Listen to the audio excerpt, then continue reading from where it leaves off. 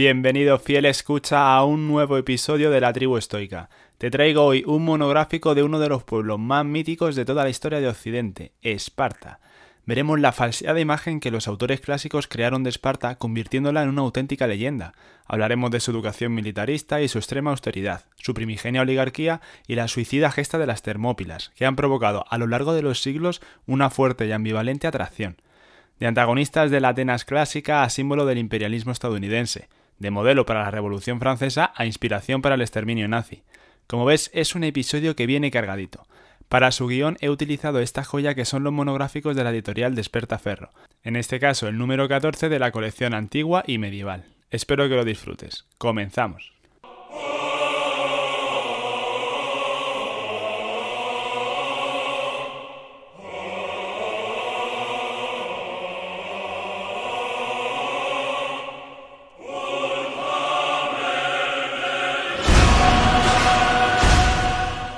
Como son muchos los temas a tratar, empecemos por la organización social de este pueblo, que nos permitirá entender mucho de lo que vendrá después. Una de las características que diferenciaba a su gobierno es que, al contrario del resto del mundo griego, Esparta no solo conservó una realeza con plenos poderes, sino que además la concibió como dual. Otra figura conocida y respetada eran los 5 éforos, que a diferencia de lo que se veía en la película de 300, no eran monstruos deformes, sino que eran elegidos por la asamblea de forma anual, y por lo tanto ciudadanos de Esparta. Tenían plenos poderes para investigar las actividades de los diarcas e incluso mandarles a prisión si se probaba que actuaban contra los intereses de Esparta. Quizás por eso Leónidas les pintara tan feos. Sus funciones abarcaban todos los ámbitos de la vida política espartana. Vigilaban las actividades de todos los ciudadanos y se encargaban de que en la polis reinara la paz y la seguridad. Uno de los mecanismos de control más destacados de los que eran responsables era la cripteia, la declaración de guerra anual que se hacía a los ilotas, cuando los éforos tomaban posesión de su cargo. Los éforos llamaban a jóvenes lacedemonios a adentrarse en el territorio sometido y matar a cuanto ilota encontrara, sin duda para mantener el terror entre los mismos. Una vez que terminaba el cargo, el éforo volvía a ser un espartiata que debía vivir con el resto de conciudadanos, y por lo tanto más le valía no haber cometido demasiados atropellos. Otra institución civil era la Asamblea de los Ciudadanos. Todo varón espartano, libre y mayor de edad, que hubiera nacido dentro de un matrimonio legítimo y recibido la educación apropiada, formaba parte de la misma. Estaba reservada a un exclusivo segmento de la población, que se llamaban los espartiatas. Por último, tenemos a los gerontes, que eran el principal tribunal de justicia en el Estado y eran elegidos por la Asamblea, y debían de ser espartiatas mayores de 60 años de una moral ejemplar. Solo los residentes de la misma Esparta, esto es, los espartiatas, eran considerados ciudadanos y podían participar en la Asamblea y ser elegidos como éforos o como gerontes. Constituían un porcentaje muy pequeño de la población, y el ser tan estrictos con el concepto de ciudadano acabaría pasando factura al Estado, que fue quedándose literalmente sin ciudadanos, algo que veremos claramente en los siglos III y II a.C., cuando la situación se volverá insostenible con apenas unos 1000 ciudadanos.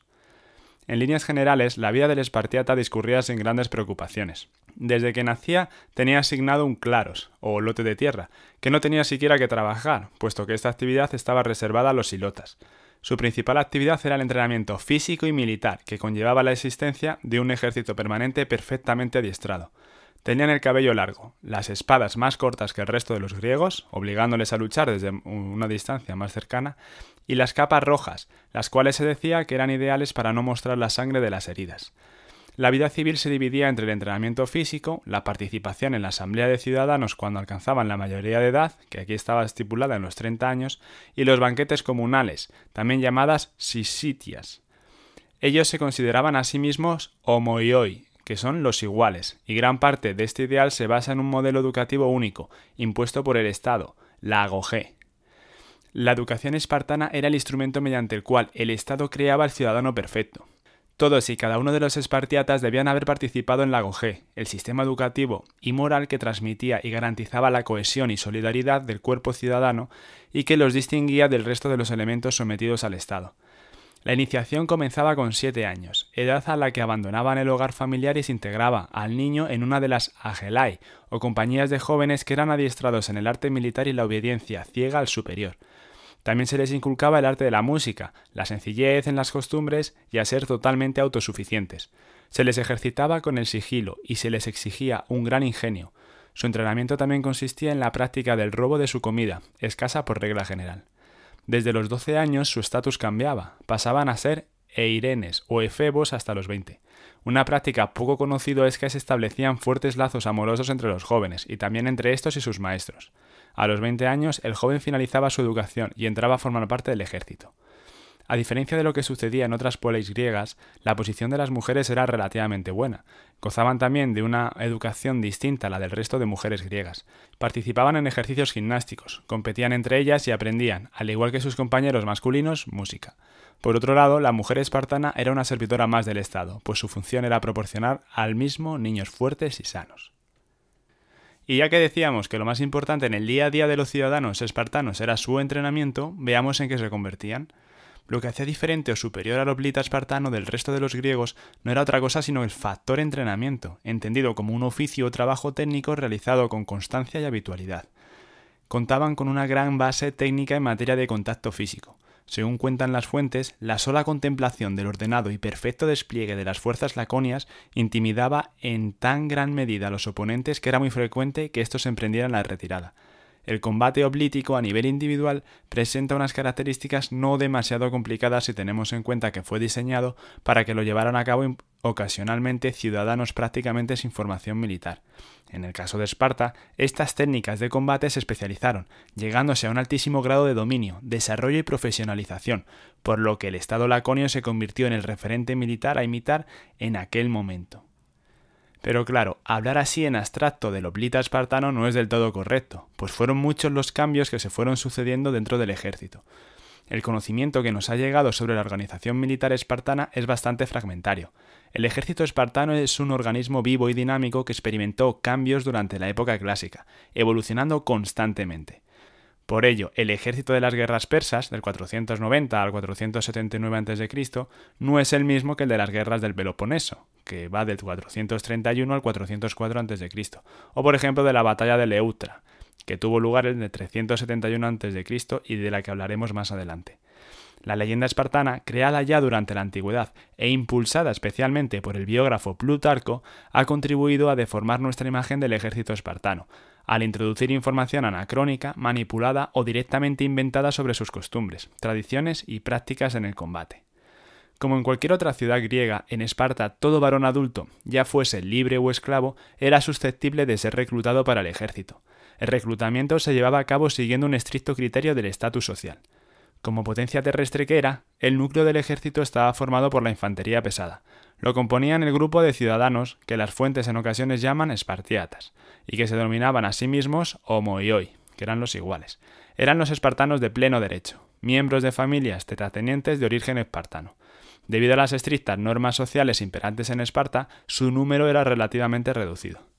Las unidades de infantería ciudadanas se completaban con grupos de espartanos de segunda clase, individuos que habían perdido su estatus por diversos motivos, pero que podían ascender e incluso detentar cargos militares de importancia.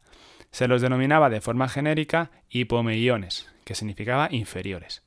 Acuérdate de ellos cuando hablemos del ideal espartano en el imaginario colectivo al final del episodio, porque seguro que te va a hacer gracia. Las fuerzas adicionales para la infantería pesada, aunque fuera de las unidades ciudadanas, se obtenían de los periecos, que eran habitantes del entorno, poblaciones de las comunidades de Laconia, principalmente de Mesenia. Eran hombres libres que carecían de derechos cívicos en Esparta, y que en su condición de población sometida estaban obligados a servir al ejército espartano. Por último, Esparta también movilizaba frecuentemente a los hilotas, comunidades que habían sido reducidas a la esclavitud durante el periodo de expansión y consolidación espartana. Servían normalmente como asistentes a cargo del equipaje de los soldados o como tropas ligeras, destinados normalmente a los flancos o a la retaguardia. Los espartanos tenían también algo de caballería, pero su papel en las batallas era generalmente muy reducido. Serían los espartíatas los que ocuparán los puestos más elevados en la cadena de mando. A la cabeza se encontraban los dos reyes, que durante la época arcaica habían dirigido juntos al ejército, pero a los que en época clásica se impuso un reparto de funciones con el fin de evitar disparidad de criterios en campaña. Uno de ellos comandaba el ejército ciudadano, mientras el otro se quedaba en Esparta.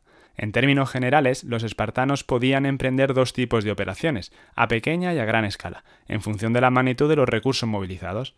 En las operaciones a pequeña escala, generalmente en escenarios secundarios o alejados del Peloponeso, participaban ejércitos de hilotas y peltastas, al mando de generales de origen espartíata, y con mínima o nula representación del ejército ciudadano. Eran unidades móviles y versátiles, que debían operar en zonas extensas. En las organizaciones a gran escala participaba el ejército ciudadano y se movilizaban también los contingentes de periecos, y normalmente de los aliados de la Liga del Peloponeso. El mando recaía en uno de los reyes, y el ejército operaba en escenarios principales, habitualmente próximos al Peloponeso. La estrategia fundamental consistía en enviar la fuerza más numerosa posible directamente al territorio enemigo para forzar su rendición o, en caso de resistencia, conseguir una aplastante derrota en batalla campal. Mediante la destrucción y el saqueo de las cosechas del ejército invasor se buscaba forzar la rendición o atraer al enemigo a la batalla campal. Los espartanos estaban convencidos de su victoria en caso de enfrentamiento directo, pues eran conscientes de su mejor preparación y entrenamiento. En principio, esa superior habilidad estaba basada más en su disciplina y cohesión y en su capacidad para luchar juntos de forma efectiva que en el empleo de maniobras tácticas. La táctica espartana más habitual consistía en reforzar el flanco derecho de la falange, que ocupaba el centro de la formación, y tratar de envolver con él al flanco izquierdo enemigo. A esta táctica se le llamaba kiklosis. Según las fuentes, también solían acercarse al enemigo a paso lento y a ritmo de flautas, una decisión táctica que podemos ver como adecuada si buscaban mantener el orden en sus filas y calcular la mejor disposición con respecto a la falange enemiga antes del choque. Pero bueno, ya está bien de hablar de teoría y veamos a los espartanos en acción. Como ya te podrás imaginar, no todas sus guerras fueron contra persas o atenienses. Ya hemos dicho que necesitaban hilotas, esclavos para el trabajo de las tierras, además de ampliar su territorio, y los damnificados será el pueblo mesenio. Las guerras mesenias son un conflicto que recorre la historia de Esparta y de Mesenia, desde el siglo VIII a.C. hasta el 369 a.C. En el siglo VIII, cuando otras polis griegas resolvían los problemas del acceso a la tierra de parte de la población mediante la colonización en ultramar, en Esparta se optó por la conquista del territorio que limitaba al oeste con el suyo. En el caso de Mesenia, la conquista no iba a resultar sencilla. ¿Pero por qué se decantaron por Mesenia? Porque era un territorio extraordinariamente fértil con unas llanuras de gran extensión, con una población menor y percibida como menos organizada. En teoría, una presa fácil. No obstante, no todo será coser y cantar. En la primera guerra los espartanos obtuvieron una victoria no definitiva, y prueba de ello es que le sucedieron más guerras. En la segunda ya tuvieron a un rival a la altura de las circunstancias, un tal Aristómenes de Andania, que les hizo morder el polvo a los espartanos en un emplazamiento llamado el túmulo del jabalí. Los espartanos sufrieron allí una derrota sin paliativos, que ponía en grave riesgo su dominio sobre Mesenia. Pero la guerra siguió, con Esparta tratando de resarcirse, y en el tercer año de guerra tuvo lugar la batalla decisiva en un lugar llamado la Gran Fosa. Allí la victoria fue espartana, aunque la tradición era unánime al asegurar que la misma se consiguió no tanto por su valor, sino porque habían sobornado al rey de los arcadios, los cuales traicionaron a los mesenios.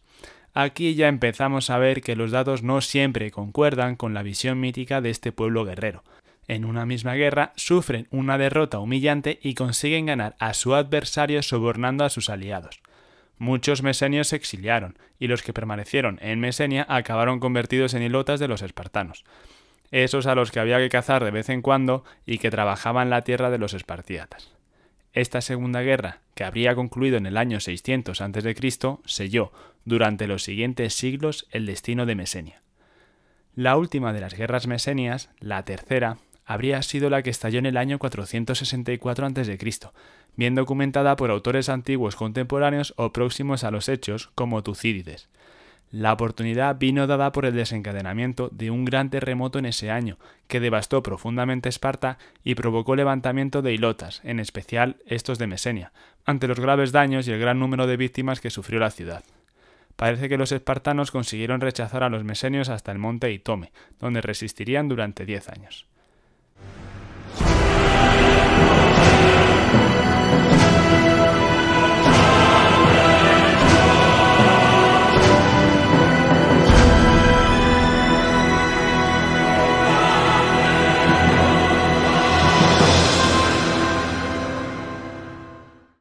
Pero si te pensabas que con esta temporal derrota contra los mesenios ya es suficiente para acabar con la invencibilidad espartana, espera a saber lo que ocurrió en la batalla de Leuctra. Esta fue una batalla campal contra los beocios, cuya capital era Tebas, esa, la de Edipo, pueblo que estaba ascendiendo en el plano geopolítico y empezaba a asustar tanto a Atenas como a la propia Esparta. Plutarco indica que el ejército de los lacedemonios y sus aliados incluía 10.000 hoplitas, 1.000 jinetes y un número indeterminado de tropas ligeras, dando un total de cerca de 20.000 almas. Eso sí, de todos ellos solo contaban con 700 espartíatas, o 1.000 si les sumamos también los 300 de la Guardia Real, los hipeis. No obstante, no es oro todo lo que reluce. La caballería lacedemonia constituía un arma muy endeble, apenas entrenada y sin valor combativo, en la que formaban aquellos que, por su debilidad, habían sido descartados para formar entre las filas de infantería. Este aspecto de la caballería tendrá suma importancia en la batalla, como veremos a continuación. Por lo que se refiere al ejército beocio, es posible que en Leuctra estuvieran presentes entre 6 y 7.000 hoplitas, unos 4.000 de los cuales debían de ser tebanos, y unos 600 a 700 jinetes. A diferencia de la caballería espartana, todos los autores antiguos coinciden en destacar la capacidad de la caballería tebano-beocia reputada, junto a la de Tesalia, como la mejor de Grecia. A estos habría que añadirles la infantería ligera beocia, que nos daría un total de entre 12 a 15.000 hombres para todo el ejército. Como ves, no estamos hablando de una escaramuza. Esta fue una señora batalla, lugar idóneo para que los espartanos se lucieran y se ganaran la inmortalidad. El 5 de agosto de 1371 a.C. tuvo lugar la batalla. Los ejércitos comenzaron a desplegarse en la llanura. Epaminondas, por Tebas, introdujo innovaciones fundamentales. Dispuso sus mejores tropas, los tebanos, no en el ala derecha, como era habitual, sino en el ala izquierda, directamente enfrentada a los lacedemonios. Además, formó un contingente tebano con una inusitada profundidad en 50 escudos de fondo, frente a las 8, 12 o 16 acostumbrados. Quedó así constituido un cuerpo del ejército prodigiosamente compacto. En el extremo del ala izquierda colocó al batallón sagrado, un cuerpo de élite compuesto por 300 jóvenes que combatían por parejas y estaban unidos por vínculos homosexuales, plenamente aceptados en la sociedad tebana, que les impedía cometer en el campo de batalla y delante de su amado un acto tachado de vergonzoso. Este batallón ocuparía 6 filas en su frente de ataque. El resto del ejército beocio pudo desplegarse con mucha menos profundidad, estirándose a lo largo de 400 metros de frente. Sus intenciones eran claras. Si las batallas hoplíticas se ganaban por una ruptura en la línea contraria, Epaminondas había planeado la ruptura por el método de aplicar una tremenda presión sobre un punto concreto de la línea, haciendo pivotar su fuerza de ataque sobre ese centro de gravedad. Mientras tanto, Cleómbroto, por Esparta, situó en el ala derecha los 4 regimientos lacedemonios, con la Guardia Real y él mismo entre la primera y la segunda posición. Sus posiciones tenían una profundidad similar a la de los hoplitas beocios, pero, al ser muchos más, las líneas de hoplitas se extendió de 800 a 900 metros, más del doble de la beocia. Cleómbroto también tomó la inusual decisión de hacer avanzar a su caballería situándola en el centro de la formación, y no en los flancos como era costumbre. Esto acabó siendo un error táctico fatal. El Beotarco ordenó entonces avanzar a la caballería para enfrentarse a los jinetes enemigos, al tiempo que dio instrucciones para que la falange se moviera oblicuamente o en sentido diagonal hacia la derecha de su adversario, haciendo progresar su ala izquierda, es decir, la potente, la del centro de gravedad, mientras que la derecha, situada detrás de la caballería, se iba retrasando. Cleómbroto observó entonces la formación beocia, mientras el ejército se estaba alineando, y decidió extender su línea más allá de la línea de los tebanos, con la intención de envolverlos. Recuerda que estaban extendidos a lo largo de casi 1 kilómetro de largo frente a los 400 metros de los tebanos. Cleómbroto necesitaba tiempo para cerrar ese hueco y completar la maniobra, y de haberlo tenido, seguramente habría obtenido la victoria. Pero Epaminondas no era tonto, y en lugar de tiempo le brindó el día más negro de la historia de Esparta. La batalla entre ambas caballerías tuvo lugar antes de que la infantería entera entrara en contacto. Los jinetes tebanos derrotaron a la caballería enemiga que volvió grupas, cayendo sobre sus propios hoplitas, aumentando así la confusión. Recuerda que habíamos visto la diferencia abismal entre las dos caballerías. Al huir dejaron una brecha abierta que no pudo ser rellenada. Viendo el desconcierto que reinaba en las filas contrarias y viendo también las intenciones espartanas de rodearles, Epaminondas dio orden al batallón sagrado para que se separara de la formación y atacara a la carrera, de manera que la punta de la vanguardia izquierda cayó sobre la derecha espartana antes de que ésta pudiera completar el envolvimiento. El batallón sagrado destrozó la línea lacedemonia y aniquiló a los que rodeaban al rey. Cleómbroto fue retirado mortalmente herido y murió casi inmediatamente. Todo el ala derecha lacedemonio, tras un violento enfrentamiento, resultó aplastada. Por su parte, el ala derecha beocia no llegó siquiera a entrar en contacto con los aliados de los lacedemonios. Tras la batalla, los supervivientes decidieron solicitar una tregua y pactar la retirada. Un ejército de socorro procedente de Esparta los recogió a la altura de Mégara. Fue aquel día el más aciago de la historia de Esparta, pues no solo había sido abatido el mito de la invencibilidad espartana, sino la propia hegemonía espartana en Grecia. Esparta no volvería a ser nunca más una potencia importante en el mundo griego. Pero una cosa es que no fueran a ser una potencia importante y otra cosa es que hubiesen dicho su última palabra. Continuamos con el declive, cuyo comienzo habría que fijar en esa batalla, la de Leuctra. El declive demográfico de Esparta fue un hecho que ya en la antigüedad llamó la atención. Para este fenómeno se han dado varias explicaciones, desde el infanticidio de los niños débiles, a la ágoge con sus secuelas de aversión hacia las relaciones heterosexuales, pero también una explicación coherente hay que mirarla en la evolución económica y social de Esparta desde el siglo V a.C., y así diversos autores consideran que el terremoto del 465 al 464 a.C. fue un punto de inflexión.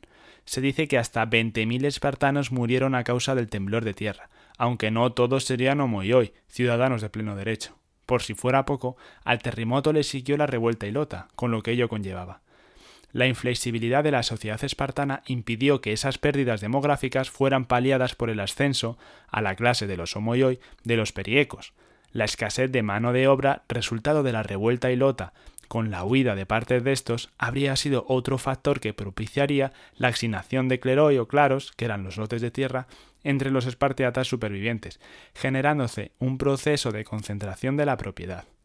Consecuencia de esto, se creará una élite que se beneficie de esa acumulación de terrenos y de un oro persa que otrora rechazaran, dándose de facto una relajación de las costumbres por las que eran famosos. Así, según Plutarco, en el siglo III a.C. no habrían quedado más que unos 700 espartanos, y de estos, acaso 100 solamente eran los que poseían tierras y suertes, y todos los demás no eran más que una muchedumbre oscura y miserable.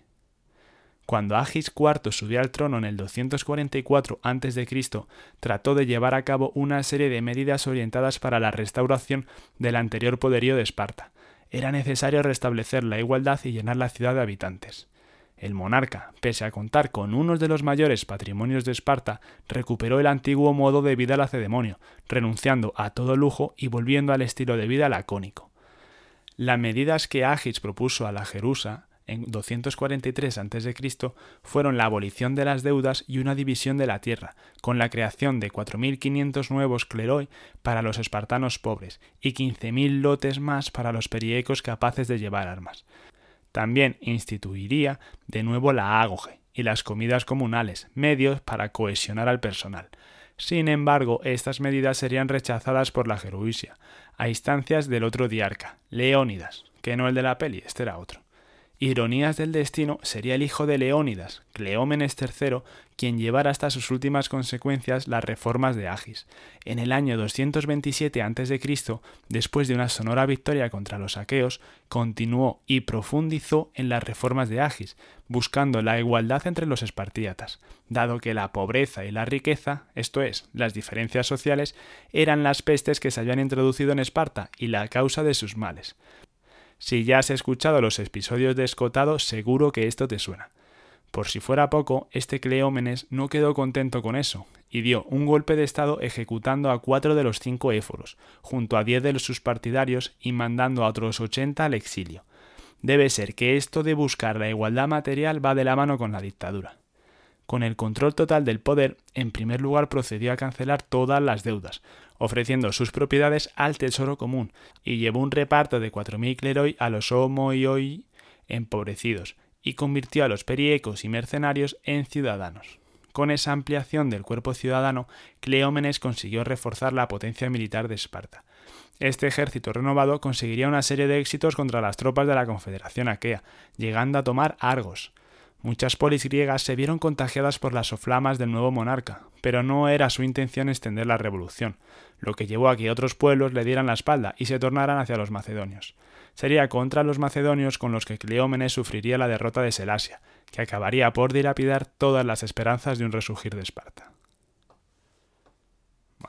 Y con esto llegamos ya a la última parte del episodio, aquella en la que nos planteamos qué influencia ha tenido el mito espartano en el imaginario colectivo de Occidente. Este legado solo se explica, en último término, por la impactante imagen que los propios escritores greco-latinos dibujaron de la polis, aquella que la convirtió en leyenda desde la propia antigüedad. La visión de Esparta que nos ha sido transmitida es una visión exógena, es decir, no proviene de los propios lacedemonios, de literatura casi inexistente, sino que se formó básicamente a través de los ojos de los atenienses, sus más acérrimos enemigos. Los historiadores y pensadores áticos la presentaron como el reflejo antagónico de todo aquello que caracterizaba a Atenas, el comercio, la democracia, la cultura, creando una imagen completamente estereotipada llena de prejuicios y de tópicos. El cuadro que se perfila es sobradamente conocido. Esparta se presenta como una ciudad completamente inmutable y tradicionalista, ajena a todo progreso cultural o material. Se regiría por una igualitaria casta oligárquica, los homoioi, sustentada por una gran masa de semiesclavos, los ilotas, y cribada por medio de un rígido sistema eugenésico. Todo aquel recién nacido débil o enfermo sería sacrificado en el monte Taygeto. Los niños supervivientes se enfrentarían a una brutal educación, la Gogé, estatal y militarista, que les alejaría de sus familias para formarlos en la más absoluta austeridad y el entrenamiento físico más extremo. Detrás de todo ello estaba la nebulosa figura de Licurgo, el semimítico legislador. Esta recreación del mundo espartano, sin duda exagerada, sirvió para degradarlo y ridiculizarlo como enemigo, pero no siempre fue visto como algo negativo. Fueron muchos los intelectuales pro-espartanos que se sintieron atraídos por esa realidad primitiva y la asumieron como modelo de rectitud moral al criticar los excesos y la degeneración de la propia Atenas. El caso más trascendente es el de Platón, quien tomó a Esparta como referente para su modelo político ideal, oligárquico, riguroso y tradicionalista. Pero no solo fue su exaltada moralidad. La máxima expresión de sus virtudes se plasmaría en sus extraordinarias cualidades bélicas y sus gestas militares, convirtiéndose la resistencia de los 300 de Leónidas en las Termópilas en un símbolo universal de heroísmo y sacrificio patriótico. La sugestiva sombra de Esparta y sus tópicos, cada vez más mitificados, calarán profundamente en el pensamiento del mundo romano. De acuerdo con la imagen heredada, la Lacedemonia es vista por los latinos como una utopía en la que el decadente imperio de Roma debería verse reflejada para recuperar la esencia y la pureza perdidas. Esparta ya era un espejismo en el que se mezclaban fácilmente realidad y ficción, lo que asegurará su supervivencia más allá de la antigüedad. En la Edad Media, Esparta continúa siendo un modelo a seguir, en este caso desde una perspectiva cristiana y monárquica. Existen abundantes referencias a Licurgo, pero esta vez su labor legisladora se cristianiza, de manera que muchos religiosos vieron en el régimen de extrema austeridad un ejemplo del mensaje de frugalidad y espiritualidad revelado por Dios. El modo de vida espartano se identifica con la sencillez del cristianismo primitivo, especialmente al criticarse los excesos de la Iglesia romana, y Licurgo es considerado un profeta que inculcó el mensaje divino en aquellos tiempos paganos. Por otra parte, Leónidas es presentado como un soberano justo y moderado, que se sacrifica en la guerra por el bien de su pueblo, estereotipo que nunca le abandonará. No obstante, la idealización del mundo espartano alcanzará su máximo esplendor cuando se incluya en los debates políticos de época moderna. Si Roma era un modelo de imperio y Atenas de democracia, para los grandes pensadores renacentistas como Maquiavelo, el sistema espartano se convierte en el modelo aristocrático por excelencia. La comparación sirve para relacionarla con la poderosa Venecia del momento. Seguimos avanzando y el mito aristocrático mutará durante los siglos XVII y XVIII con la Ilustración y las revoluciones, momento en el que Esparta se transformará en el modelo de republicanismo. Es curioso, ¿verdad? En aquel momento se estaban buscando sistemas constitucionales que sirviesen para controlar o sustituir las monarquías absolutas. Y claro, Esparta tenía 2 reyes con el poder limitado por la asamblea de ancianos, la Gerusía, y ciudadanos, los éforos, además de la propia asamblea. Con respecto al tema de la propiedad de la tierra, la alusión a la antigua repartición equitativa entre los homoioi viene como anillo al dedo para encuadrarla como el ejemplo del colectivismo agrario. Resulta irónico que un sistema esclavista tan desigual y brutal como el espartano se consolidara como la insignia del igualitarismo y la justicia social, pero el desconocimiento de la historia, unido al atrevimiento que promueve la ignorancia, tiene estas cosas. Como lo estarás pensando, el clímax dentro de esta época llega con la Revolución Francesa, cuando los más radicales hablen del supuesto sistema comunal espartano para justificar la expropiación y reparto de las propiedades de la nobleza. El mito revolucionario no desaparece, sino que pervivirá y resurgirá a lo largo del siglo XIX, llegando hasta la misma URSS. Pero donde más arraigo tendrá será en Alemania. Esta nación encuentra como ideas más útiles la estricta educación militarista de la Agoge, el sacrificio físico por la comunidad o el sistema político basado en una élite de elegidos. Las ideas cristalizarán con pensadores como Nietzsche, que consideraba esencial la filosofía espartana para alcanzar su ideal de superhombre. La idea seguirá permeando y alcanzará su máxima expresión con el nazismo. El Tercer Reich se concebía como un resurgimiento de la antigua Esparta con el monte Taygeto transformado en la cámara de gas. Después de la Segunda Guerra Mundial, el sistema espartano será ya sinónimo de totalitarismo y crueldad, aunque el heroísmo suicida de Leónidas volverá a recobrar su romanticismo gracias al cómic de Frank Miller y la película posterior. Y con esto, fiel escucha, llegamos al final del episodio. Y tú me dirás, ¿cómo? Hemos hablado de Esparta y justo cuando toca hablar de Leónidas acabas el episodio, ¿pero cómo es esto posible? Pues sí, así es, ¿para qué nos vamos a engañar?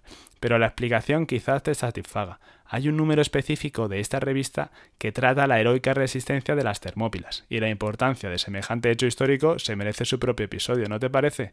Así que nada, permanece atento que seguiré diciendo cuándo volveremos con lo homoioi. Mientras tanto, sé bueno y feliz. Y ya sabes, si te ha gustado, házmelo saber con un comentario, dale a like y suscríbete si aún no lo estás. Un saludo y nos escuchamos en el siguiente episodio estoico.